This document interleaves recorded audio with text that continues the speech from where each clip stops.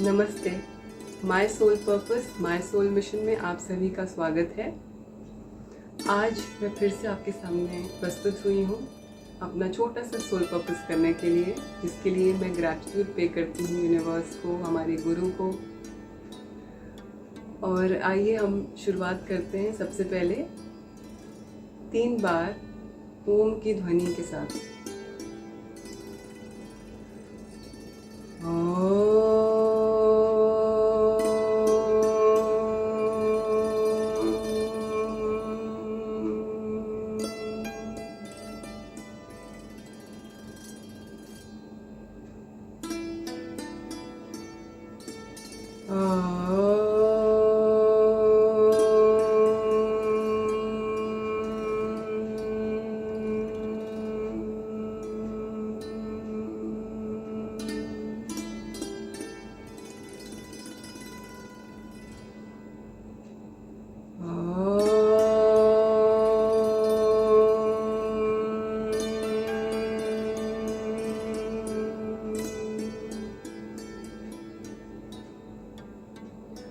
योगेन चित्तस्य पदेन वाचां मलं शरीरस्य च वैदिके युगोपाकरोत्तं प्रवरं मुनिनां पतंजलि प्राञ्जलिरानतोऽस्मि।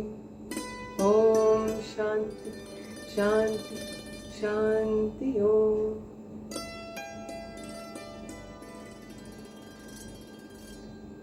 इस सेशन का चार्ज यूनिवर्स को देते हुए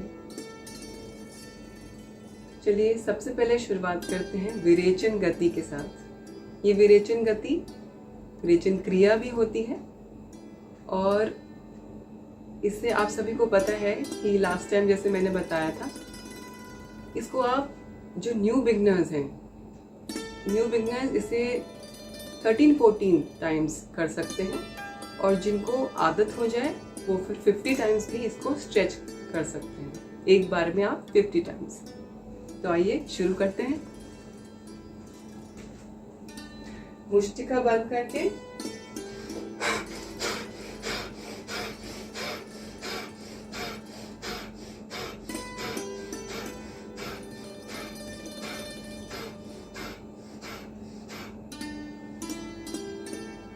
दोनों आर्म्स आसमान की तरफ फैलाते हुए गहरी सांस लेते हुए 13 से 14 बार हमने ये विरेचन गति की। बिगिनर्स इसे 13 से 14 बार ही करेंगे, और उसके बाद आप इसको 1 राउंड, 2 राउंड या 3 राउंड्स में 50-50 टाइम्स भी कर सकते हैं। जिनको बीपी की प्रॉब्लम है, या जिनको जुकाम खांसी है और ब्लॉक है, आपकी नोज ब्लॉक है या खांसी है, वो इसको स्किप कर सकते हैं। अब आइए हम करते हैं ताड़ासन। ताड़ासन आप पहले इंटरलॉक करेंगे अपनी फिंगर्स, स्ट्रेच करेंगे ऊपर, अपने हील्स में आप खड़े होंगे और सामने एक पॉइंट पे फोकस करेंगे। आर्म्स बिल्कुल सीधे होने चाहिए, कान के पीछे होने चाहिए।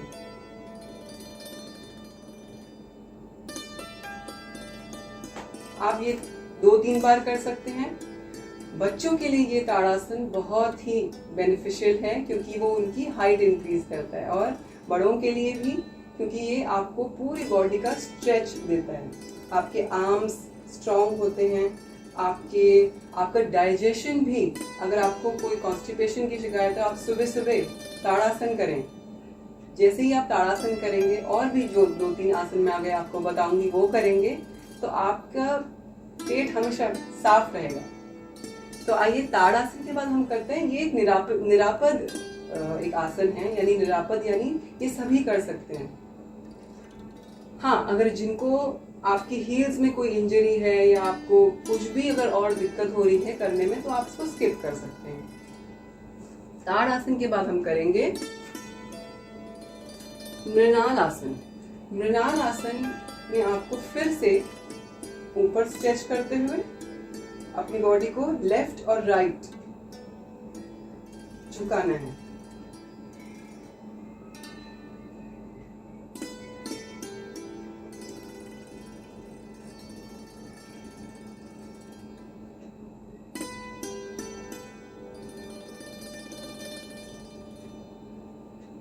इस तरह से।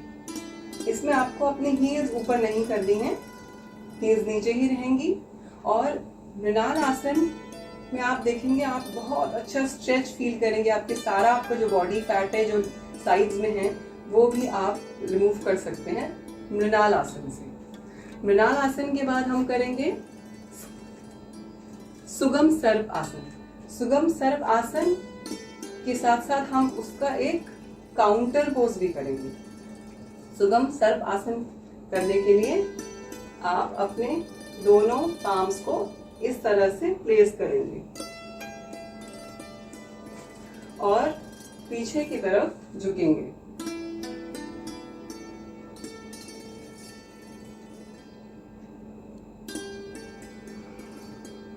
ये आर्म्स आपके इस तरह से प्लेस होने चाहिए कि जब आप पीछे मुड़ें तो एक सपोर्ट मिले आपकी स्पाइन को।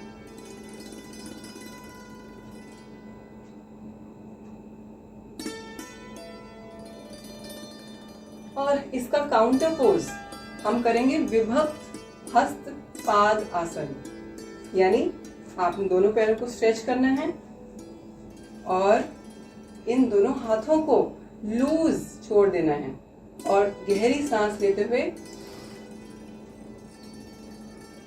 सांस को छोड़ते हुए आगे आगे आप बेंड कर लेंगे और हाथों को लूज छोड़ना है बिल्कुल।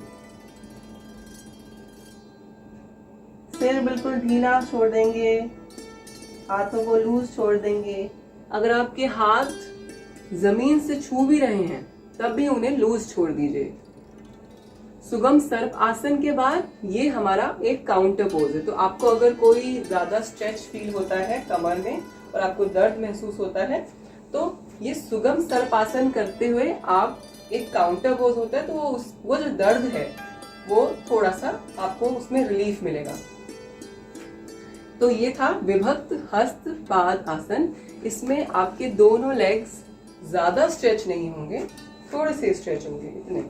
तो आपके शोल्डर से थोड़ा सा और फिर उसके बाद आप ढीला हाथ छोड़ते हुए सांस गहरी लेते हुए नीचे की तरफ अपने हाथों को और सिर को ढीला छोड़ते हुए आप नीचे बेंड करेंगे और फिर थोड़ी देर के लिए इसको होल्ड पे रखना है आपको।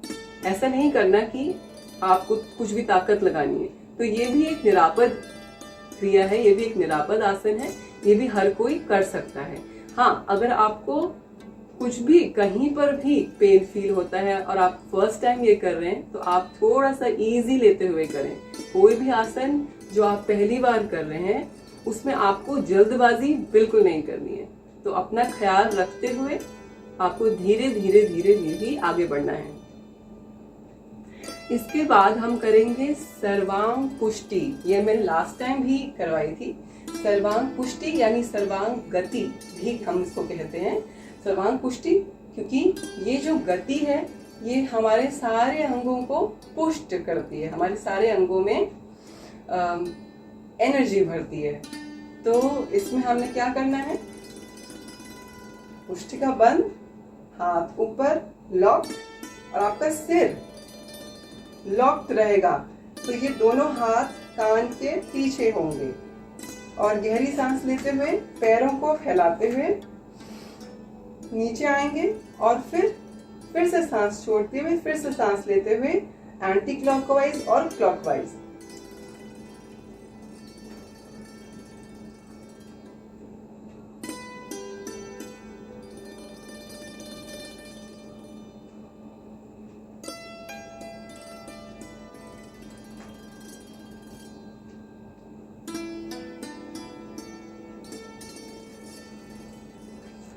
ये आप अगर आपको लग रहा है कि आपने पैर कम स्ट्रेच करे हैं तो थोड़ा सा इजी उसको करने के लिए आप और थोड़ा स्ट्रेच करके आप जितना आप स्ट्रेच करेंगे आप देखेंगे थोड़ा सा शोल्डर से थोड़ा सा ज्यादा ही है।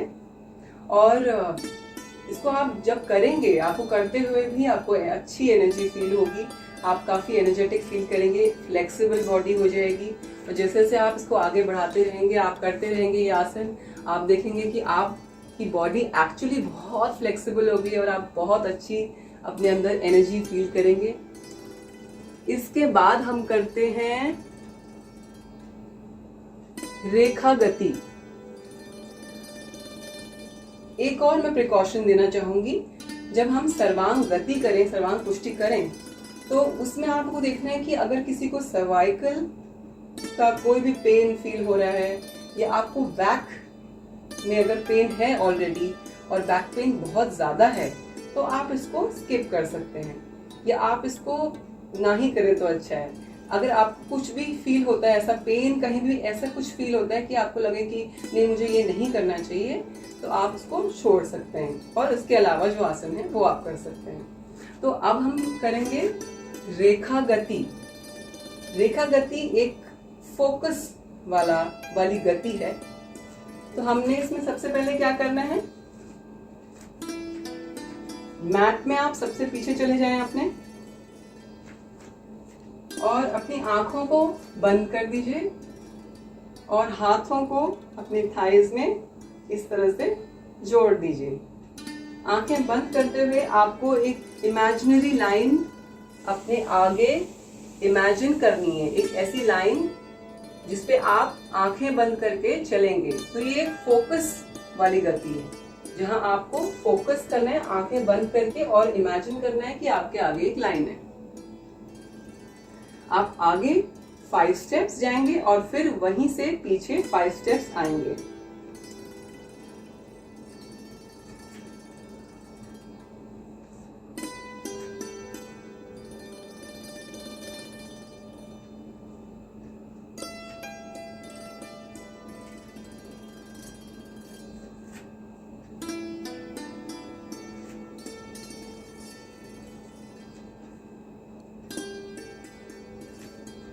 और जैसे ही आप पीछे आते हैं, आप अपने पैरों को देखिए, अपनी पोजीशन देखिए कि आपने जहां से शुरू किया था क्या आप वहीं पे वापस आए। तो अगर आप थोड़ा सा भी हिलते हैं, इसका मतलब आपका फोकस में थोड़ी सी दिक्कत है। उस पे आप जितनी बार रेखा गति करते रहेंगे, आपका फोकस इम्प्रूव होता रहेगा। इसके बाद हम करते हैं ऊष्ट्रासन। ऊष्ट्रासन यानी कैमल पोज। मैट पे आप बैठ जाइए। कैसे बैठेंगे? वज्र आसन में। वज्र आसन, सबसे पहले वज्र आसन में आके आपको अपने घुटनों के बल खड़े हो जाना है।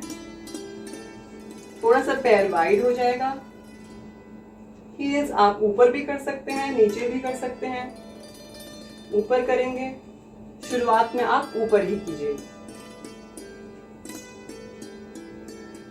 इस कैमल पोज या ऊष्ट्र आसन का हम एक काउंटर पोज भी करेंगे, जिसे हम बोलते हैं शशांक आसन या गुरु प्रणाम। आपको दोनों हाथ पीछे की तरफ स्विंग करने हैं और अपने हील्स में प्लेस करने हैं और अपने पेल्विक रीजन से अपने आप को आगे पुश करना है और अपने हेड को पीछे की तरफ लटका देना है।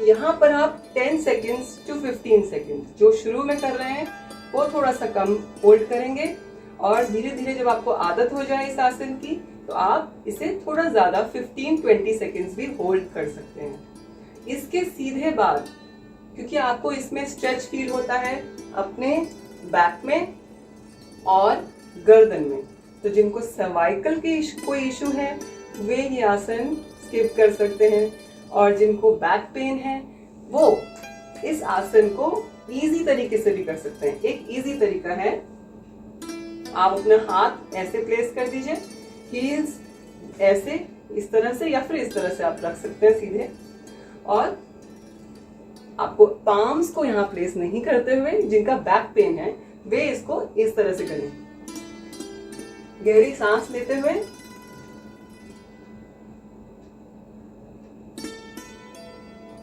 इस तरीके से आप कर सकते हैं जिनको बैक पेन है। और उसके सीधे बाद हम करेंगे शशांक आसन, यानी गुरु प्रणाम। हाथों को इस तरह से स्विंग करते हुए आगे आप स्लाइड करते हुए बढ़ेंगे।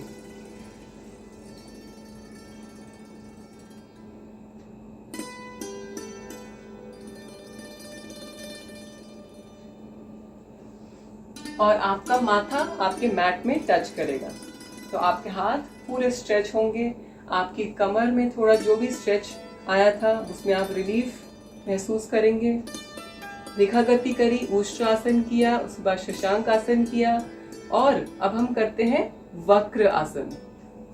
वक्र आसन, ये आसन भी सभी कर सकते हैं, लेकिन अगर आपको स्पाइन की कोई भी इशू है, स्पाइन का कोई भी इशू है या बैक पेन ज़्यादा है, वैसे तो ये बैक पेन वालों के लिए बहुत अच्छा है क्योंकि इसमें आपकी स्पाइन आपकी पूरी ट्विस्ट हो जाती है। पैर सीधे रखेंगे, अपने फीट को नीज के साइड में प्लेस करेंगे और जो आपने पैर फोल्ड किया है उसी का हाथ आप इस पैर के साथ इस तरह से प्लेस करेंगे और ट्विस्ट करेंगे, और ये दूसरा हाथ है ये रहेगा आपके पीछे। और अगर आप इस तरीके से नहीं कर सकते हैं तो आप इस तरीके से भी कर सकते हैं। तो उसका ऑपोजिट हाथ, ये मैं आपको गलत दिखा रही थी, उसका ऑपोजिट हाथ आप ऐसे प्लेस करेंगे। अगर आप ऐसे नहीं कर सकते हैं तो आप इसको इस तरीके से भी अपना हाथ प्लेस करेंगे, और आप कोशिश कीजिए जितना ट्विस्ट हो सकता है उतना ज्यादा ट्विस्ट कीजिए। तो आपको प्रेस करना है ये अपनी स्टमक के साथ। आप ये स्ट्रेच फील करेंगे अपने, ये ट्विस्टिंग पोज है तो आप ये स्ट्रेच फील करेंगे अपने स्पाइन में, और आपको बैक पेन में रिलीफ मिल सकता है इससे। जिनको भी लोअर बैक पेन होता है वे ये आसन कर सकते हैं। और उसी तरह से दूसरी तरफ।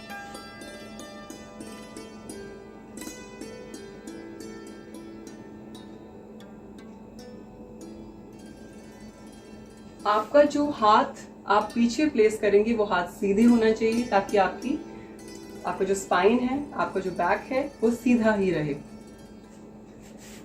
ये था वक्र आसन। अब हम इसके बाद करेंगे तितली आसन। तितली आसन आप सभी को पता होगा। आपको अपने दोनों पैरों को इस तरह से प्लेस करना है। आप पेल्विक रीजन पे ये स्ट्रेच को फील कर सकते हैं। प्रेग्नेंट लेडीज भी तितली आसन कर सकते हैं। इसमें हमें तितली की तरह अपने दोनों पैरों को, जैसे तितली अपने पर फड़फड़ाती है उसी तरह से अपने दोनों पैरों को इसी तरीके से फड़फड़ाना है।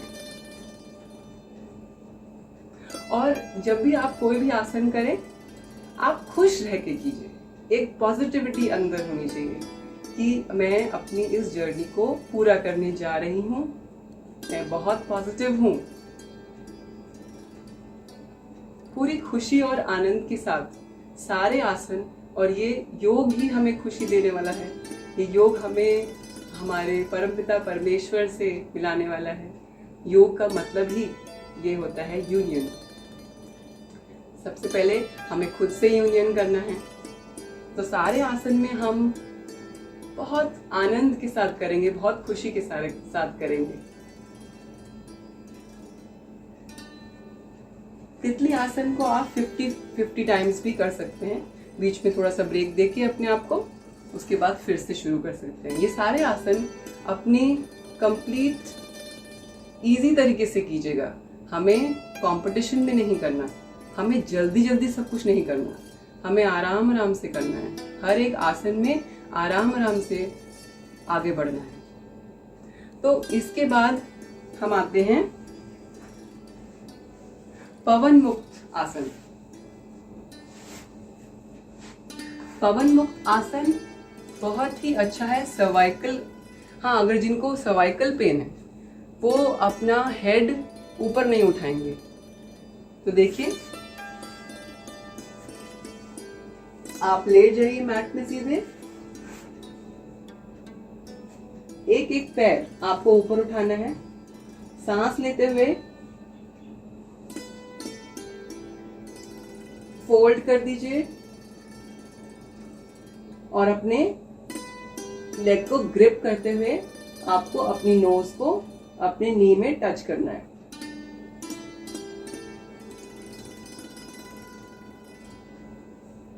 फिर दूसरा पैर,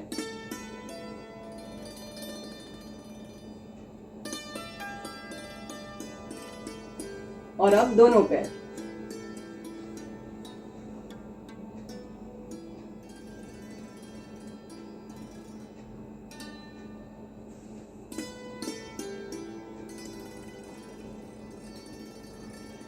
इसे आप 2-3 बार या जितनी बार भी आप कंफर्टेबली कर सकते हैं उतनी बार आप करें।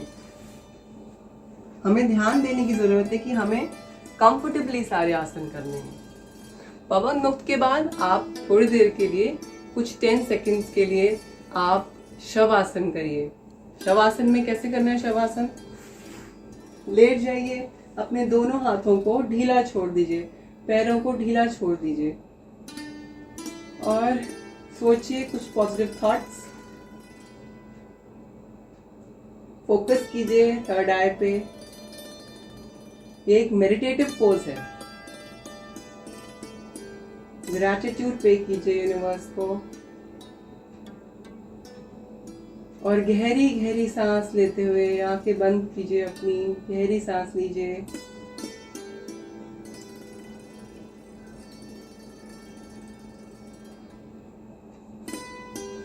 और अब आप बैठ जाइए। तो ये आसन हम कितना भी लंबा खींच सकते हैं और 1 मिनट तक हम ये आसन कर सकते हैं। उसके बाद हम करेंगे एक बहुत ही सुंदर क्रिया जो हम सबको करनी चाहिए हमारे जीवन में, हमारे पूरे दिनचर्या में। हमारा दिनचर्या हम देखते हैं, जॉब पे जा रहे हैं फिर वापस आ रहे हैं, इतना हेक्टिक शेड्यूल है। तो हमें 3 बार हमें ये करना चाहिए। अब ये क्या है? हम देखते हैं कि हमारे आसपास लोग हंसते हैं दूसरों पे। तो दूसरों पे क्यों हंसना है? हंसना है तो खुद पे हंसिए, और खुद पे भी नहीं हंसना है, हमें बस हंसना है। और हंसने के लिए, जब हमें रोने के लिए 10,000 रीजंस मिल जाते हैं, तो हंसने के लिए रीजन क्यों ढूंढना है? हंसने के लिए बस एक पॉजिटिविटी अपने अंदर लेके आनी है और जोर जोर से अट्टहास लगाना है।